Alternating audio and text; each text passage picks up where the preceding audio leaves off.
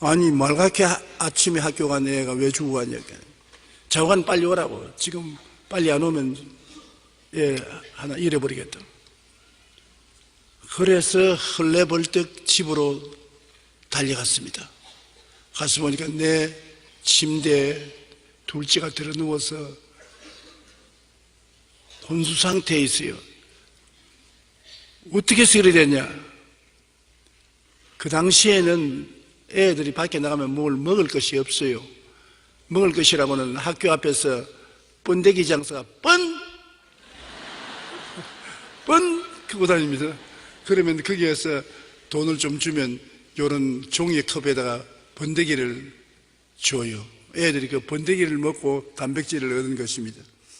그날 또 애들이 나가서 번데기를 먹었는데 그 번데기가 농약으로 강력하게 중독이 된 번데기를 먹었어요.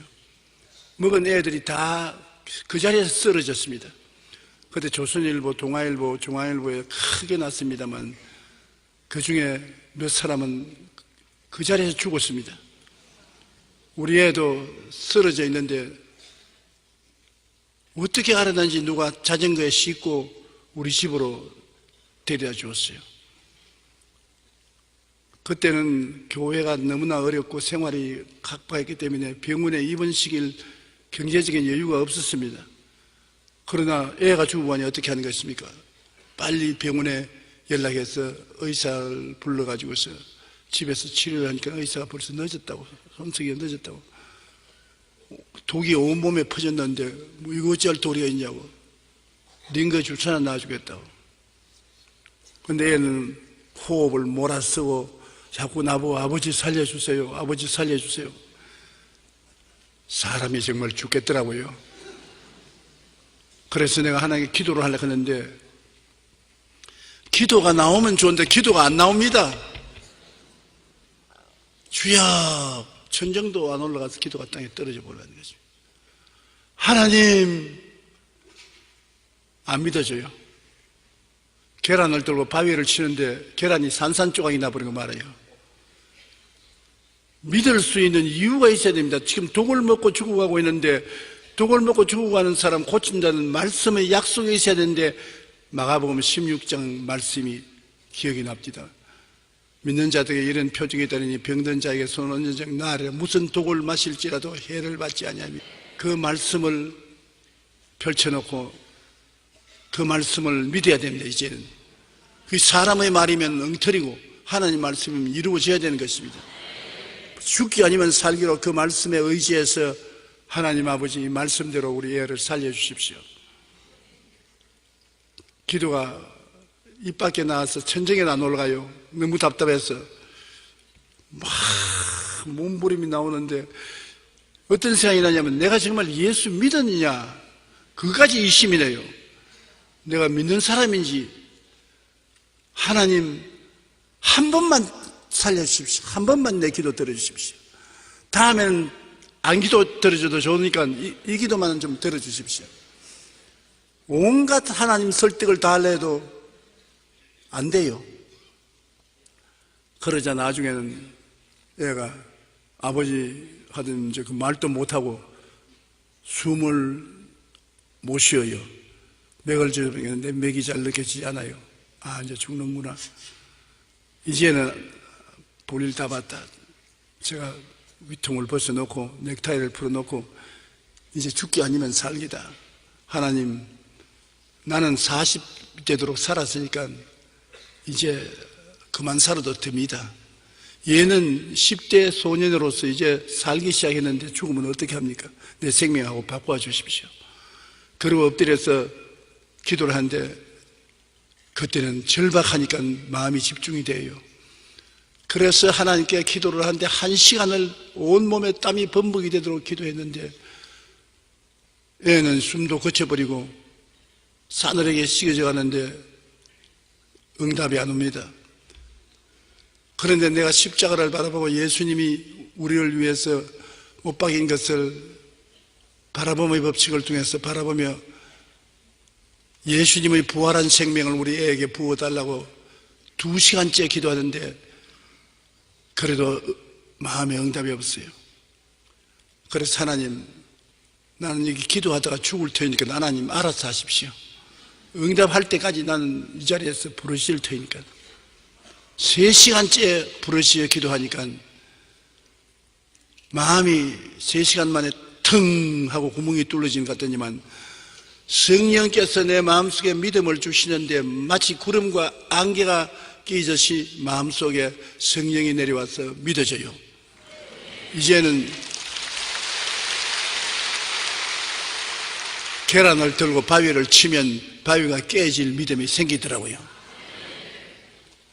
눈에는 아무 증거 안 보이고 귀에는 아무 소리 안 들리고 손에는 잡히는 게 없어도 하나님의 말씀대로 이루어질 것이 믿어지더라고요. 그래서 제가 큰 소리를 말했습니다. 사무엘, 나사렛 예수 그리스도 이름으로 일어나라.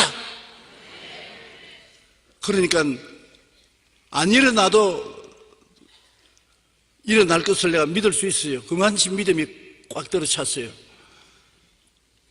호닥딱 일어나더니 그 다음 입을 열더니만 토하는데 아주 시커먼 독을 토해내요. 그래. 내가 너무 감사해서 그걸 알았는데, 아버지 나 살아. 예수님께 감사해. 예수님 어디 계시니까 여기 계시잖아. 날 데리고 왔는데 여기 계시잖아. 예수님 안 보이지만 나는 너무 감사해서 예수님 고맙습니다. 감사합니다.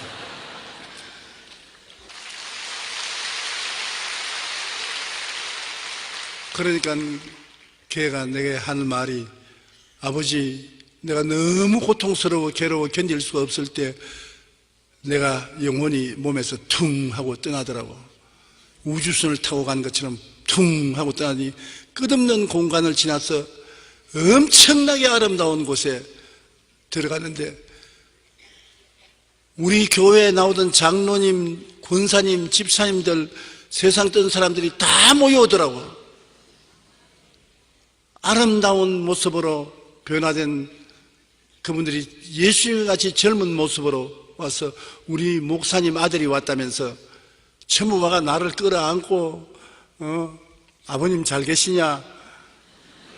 잘 왔다. 엄청나게 좋더라는 겁니다. 그래서 예수님 천국에 온가 봅니다. 나도 빨리 데리고 들어가 주십시오. 주님이 고개를 설레설레면서 못 들어간다고요. 왜 그러냐? 너 아버지가 안 놓아준다. 왜 우리 아버지가 안 놓아줍니까? 너 아버지가 지금 기도로 너를 붙잡고 있는데 안 놓아주는데 내가 너를 데리고 갈 수 없으니 도로 가자. 주님 안 갈랍니다. 가야 된다. 너 아버지가 오라 한다. 가야 된다. 그래가 왔다는 겁니다.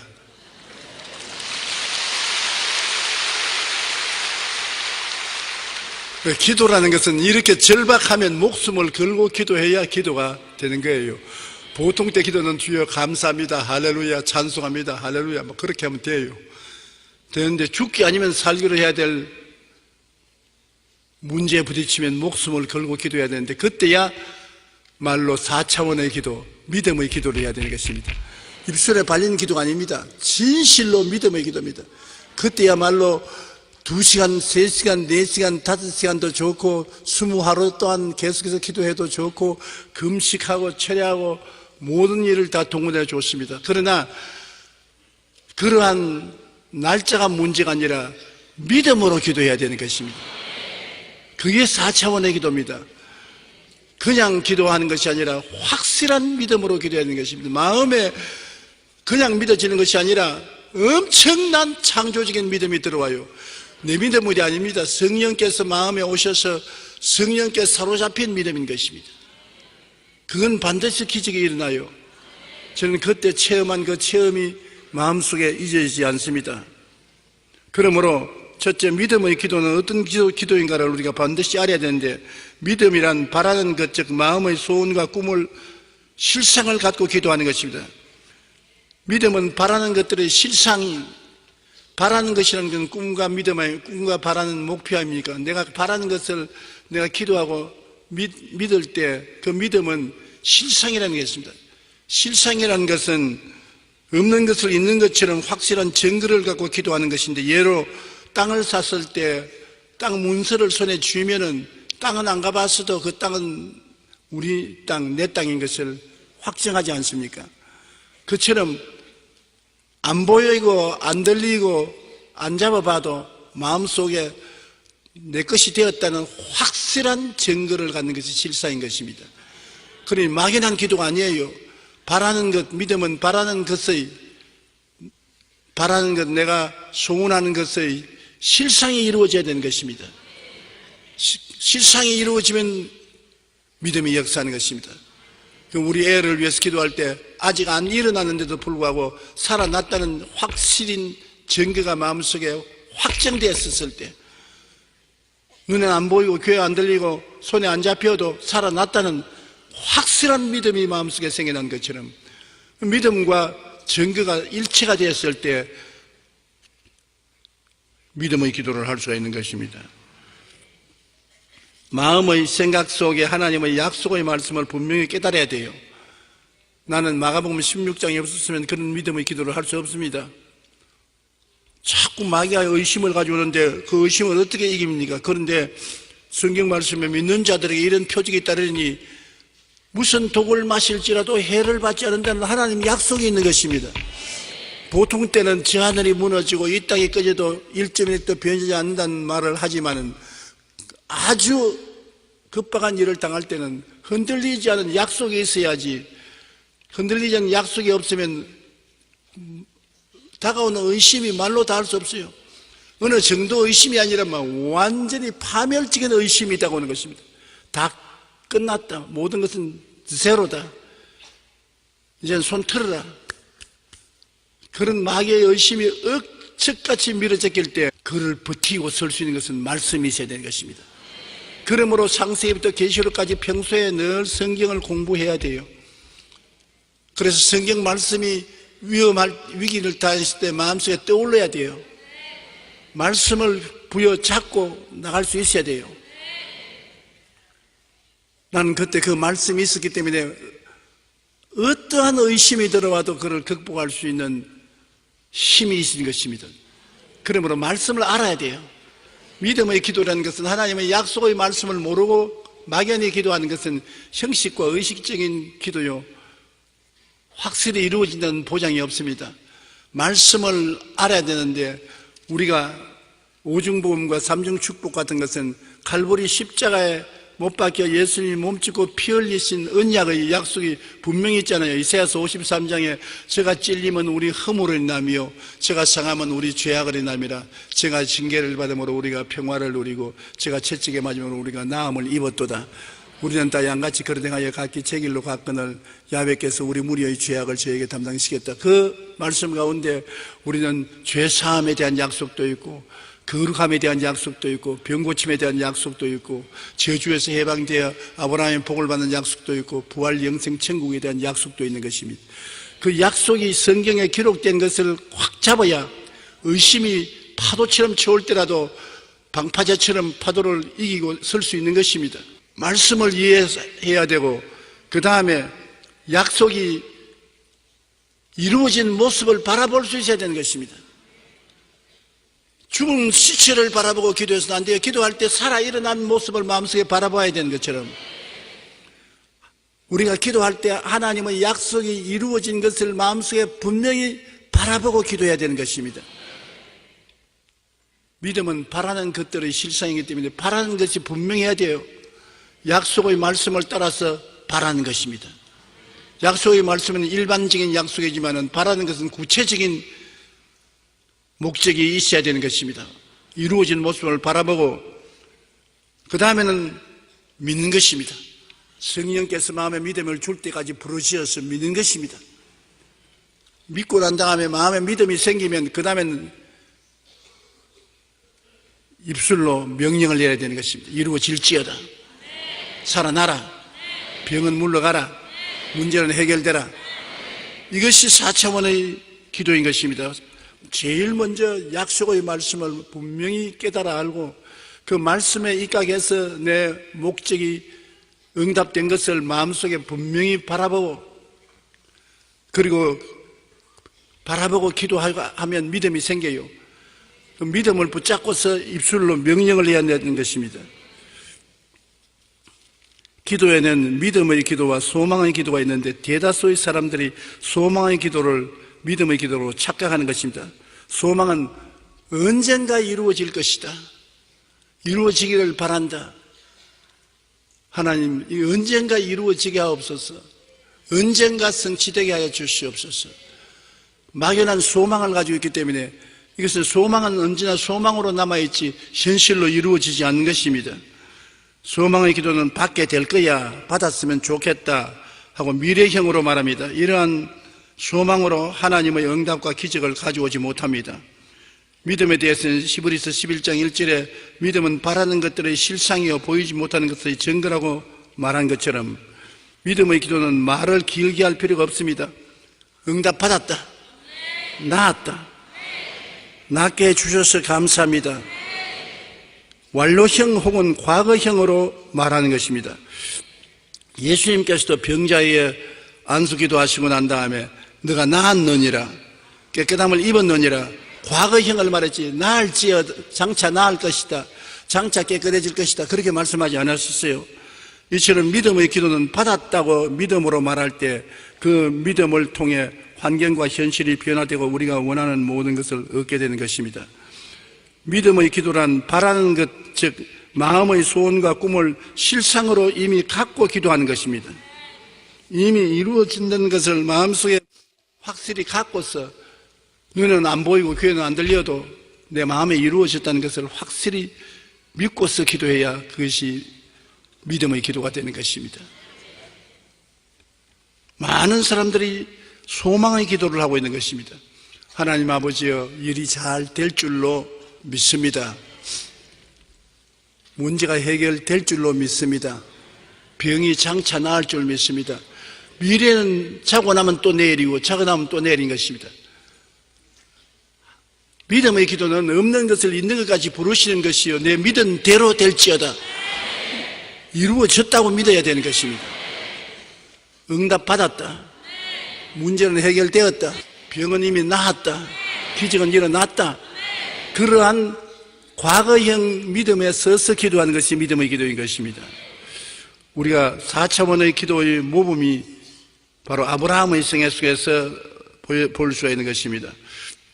아브라함은 가나안 땅에 와서 75세 때 아들을 달라고 기도했습니다. 창세기 15장 1절로 4절에 보면 이후에 야훼의 말씀이 환상 중에 아브라함에게 임하여 이르시되 아브라함아 두려워하지 말라. 나는 내 방패요 너희 지극히 큰 상급이니라. 아브라함이 이르되 주 야훼여 무엇을 내게 주시려 하나이까. 나는 자식이 없사오니 나의 상속자는 이 다메섹 사람 엘리에셀이니이다. 아브라함이 또 이르되 주께서 We were in love that never meant to stay. Some things are real, even when they fade.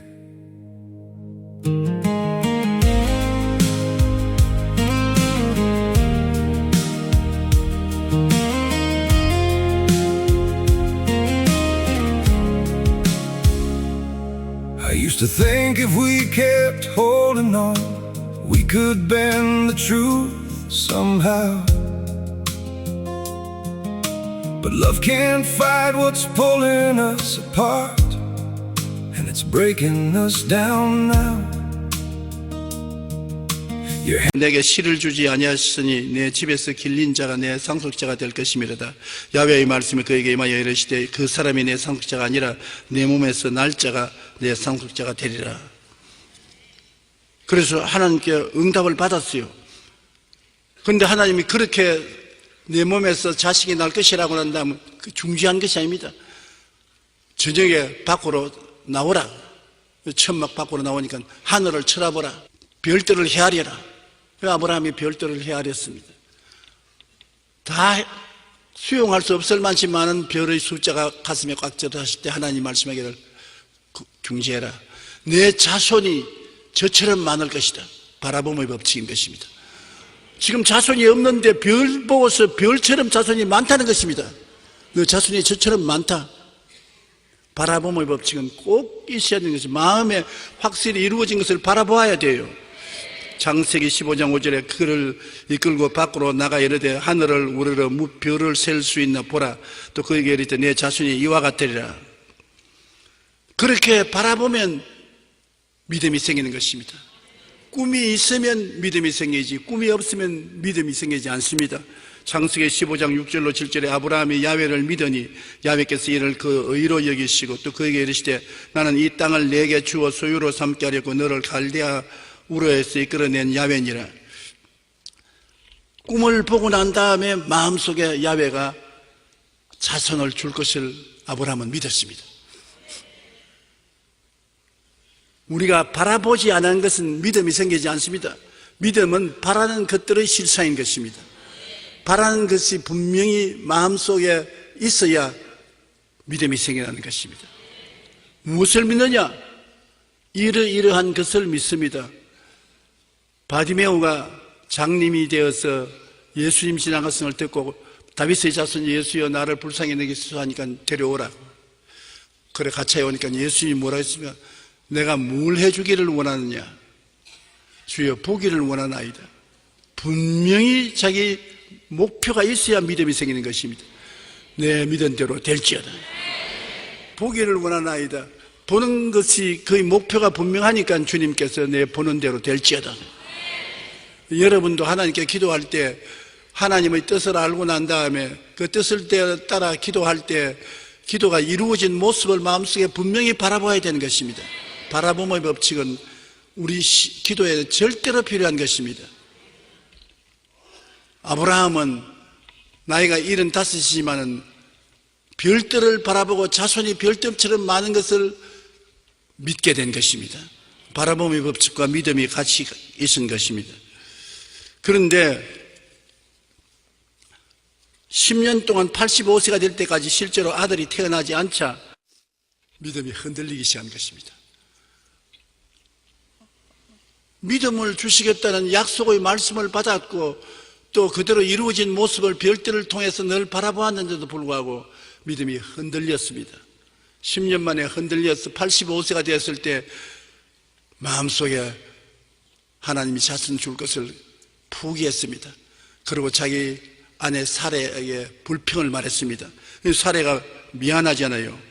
그러니까 자기 남편 보고 내 종 하갈이 있으니까 내 종에게 들어가서 첩을 삼고 자식을 낳아라.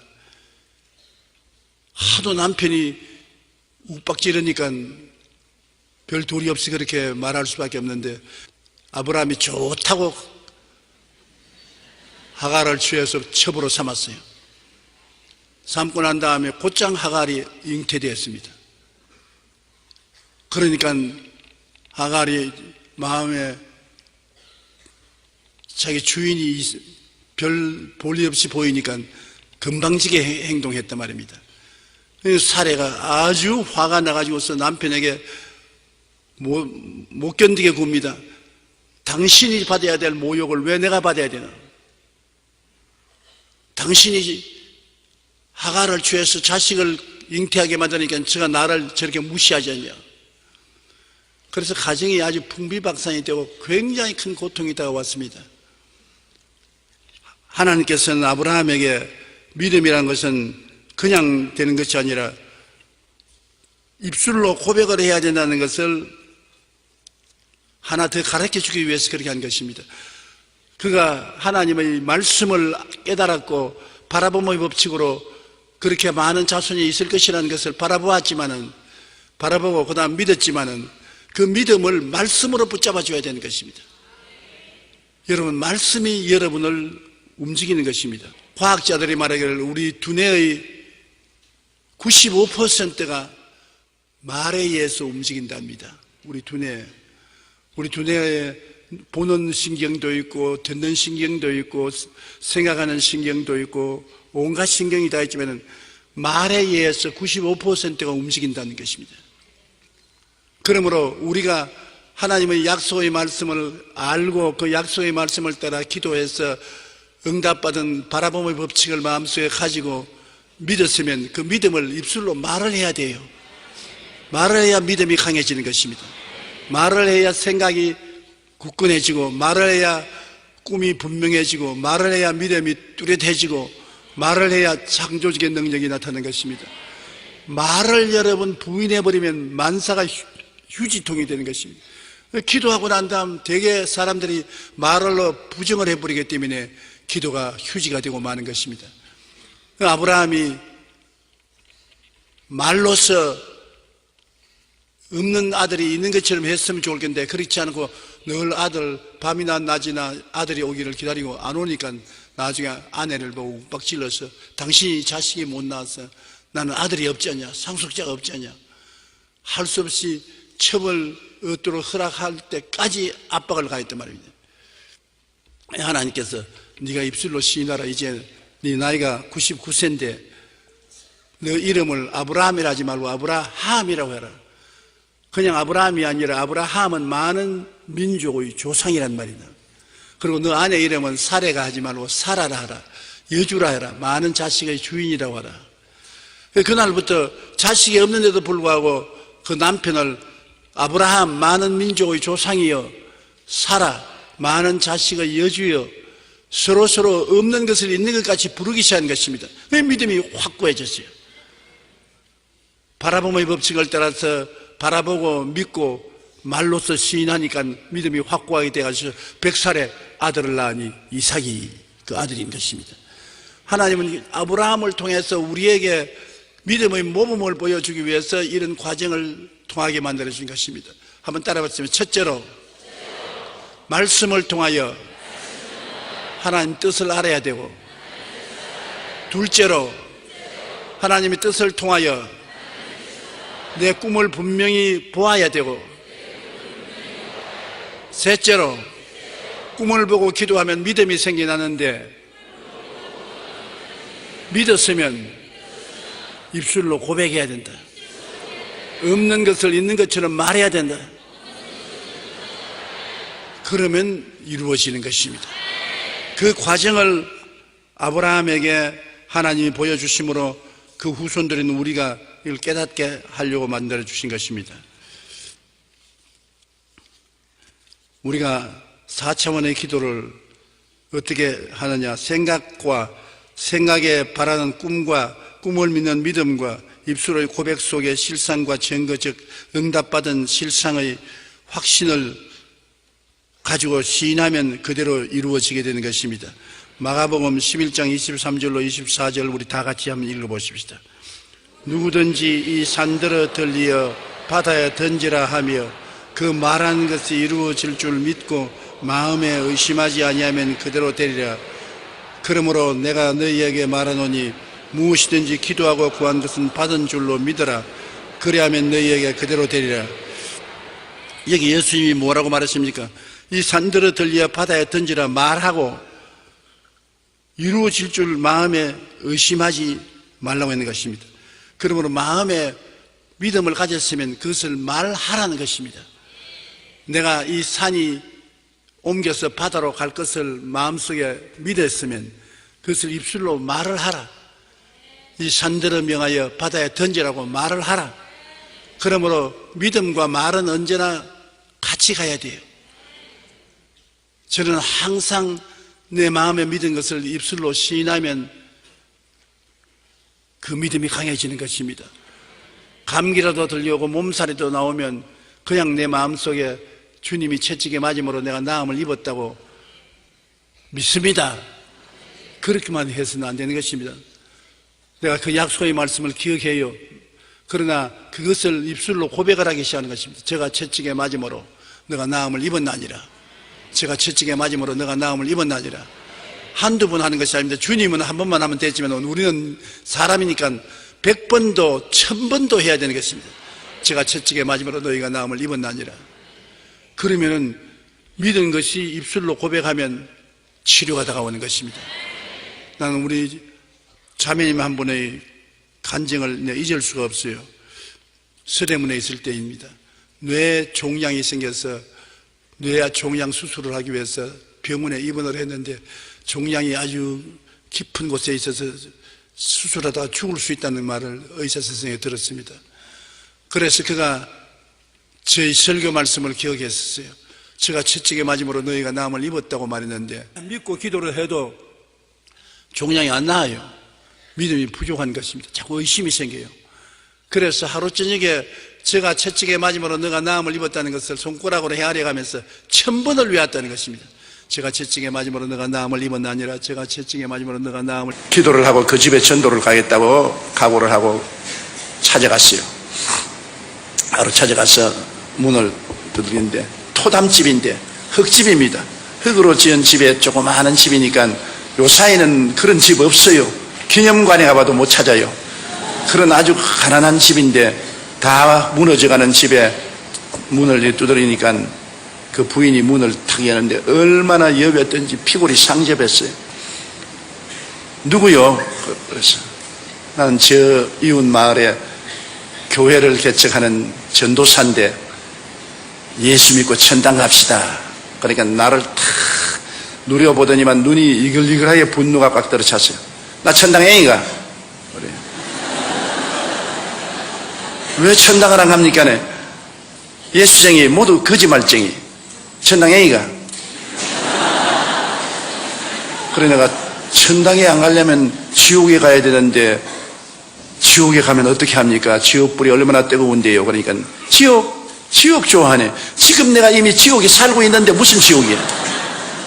생각해봐. 우리 남편 10년 동안 알코올 중독으로 한 푼 돈 안 벌어오고 애들 9이 전부 길거리에 가서 나무 신발 닦고 나무 포켓도 훔치고 그렇게 해서 먹고 사는 내가 무슨 지옥이 겁니다. 우리 집에 와봐.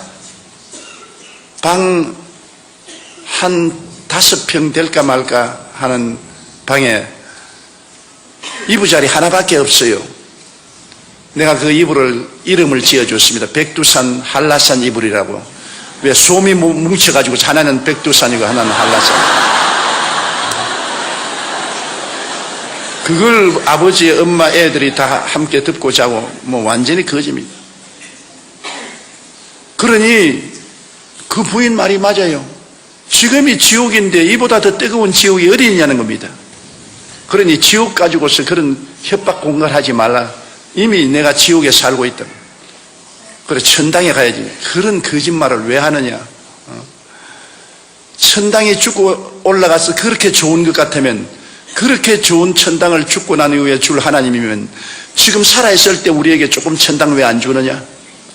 정말 하나님이 살아계시고 죽고 난 후에 그런 좋은 천당을 준다면 살아있을 때 우리에게 천당 좀 안 주냐. 우리 천당 어렵지 않다.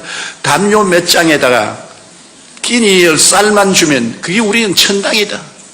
그 천당도 못 주는 주제에 무슨 하늘에 올라가서 기와 요초 만발한 곳에 산다는 것은 무슨 말이냐. 아예 나가라고.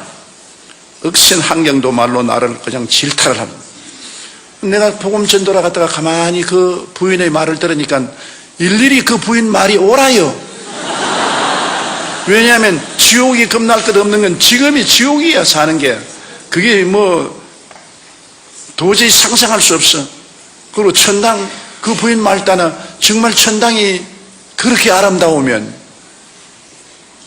왜 하나님이 그 천당에 몇 부분인 조그마한 천당, 그것도 과한 것 요구하는 천당도 아닙니다. 이부자리 담요 몇 장에다가 이복에다가 먹을 쌀만 좀 주면 그게 천당이겠다 했는데 그것도 못 주는 하나님이 앞으로 어떻게 기와 요초 만발한 아름다운 천당을 주겠냐는 것입니다. 나는 전도하러 갔다가 완전히 전도를 당해가지고서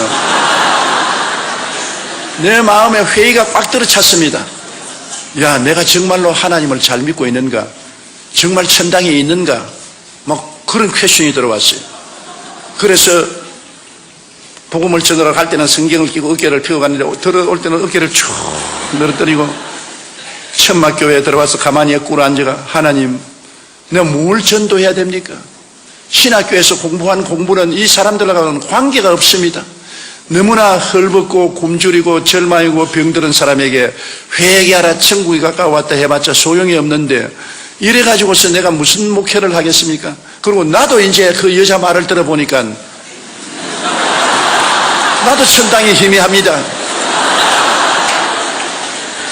정말이지 하나님이 살아계시면 이 땅에 살 동안에 천국을 좀 주셔야 안 되겠습니까? 나도 복음을 전도한다고 나왔는데 안 믿는 사람들은 저런 좋은 빌딩을 짓고 큰 극장을 짓고 뭐 댄스홀을 짓고 술집을 짓고 그 사람들이 구름대같이 모여드는데 나는 다 떨어진 24인용 천막에 냄새는 가만히를 깔고 난 다음에 여기 엎드려서 하나님이 여기 계신다 하니 사람들이 하나님하고 잘 살아라고 말하고 안 찾아오니까 어떻게 합니까? 저도 혼돈이 꽉 들어찼어요. 그래서 무릎을 꿇어 엎드려서 모든 선입견을 버리고 성경을 새로 읽기 시작했습니다. 마태복음부터 마가복음, 누가복음, 요한복음, 사도행전, 복음서와 사도행전을 처음 읽는 사람 태도로서 무릎을 꿇고 읽기 시작하니까 내가 아는 예수 그리스도와 성경에 기록된 예수님은 너무나 틀리더라고요. 신학교에서 교수들이 내게 주입해 준 그 예수 그리스도와 성경에 기록된 예수님은 너무나 틀리더라고요. 성경에 기록된 예수님은 천당에 대한 이야기를 한 것이 아니라 가는 곳마다 천당을 나누어 주고 계시더라고요. 죄인의 죄를 용서하시고 병든 자는 고쳐주시고 귀신은 쫓아내시고 배고픈 자는 먹이시고 환난에 당한 자는 평안을 주시고 그러고 난 다음에 죽는 자는 살려주시면서 천당 가라 하니까 안 믿을 사람 누가 있겠어요?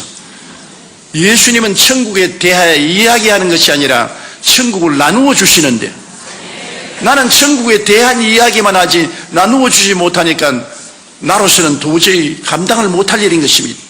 내가 주님께 엎드려 눈물을 흘리며 기도했습니다. 주님하고 나하고는 다른, 주님은 사람들에게 와서 그들이 필요한 것을 직접 채워주셨습니다. 죄인에게는 용서를, 외로운 자원에게는 평안을, 가난한 자에게는 먹을 것을, 죽는 자는 살려주고 병든 자는 고쳐주시고 귀신은 쫓아내주시고 살아있는 그리스도를 전했는데 나는 역사적인 그리스도를 전하고 천당을 줄 수 없는 사람이 되었으니 어떻게 합니까? 그렇게 눈물을 흘리고 기도를 하는데 성령께서 저에게 말씀하시기를 너도 천당을 주라.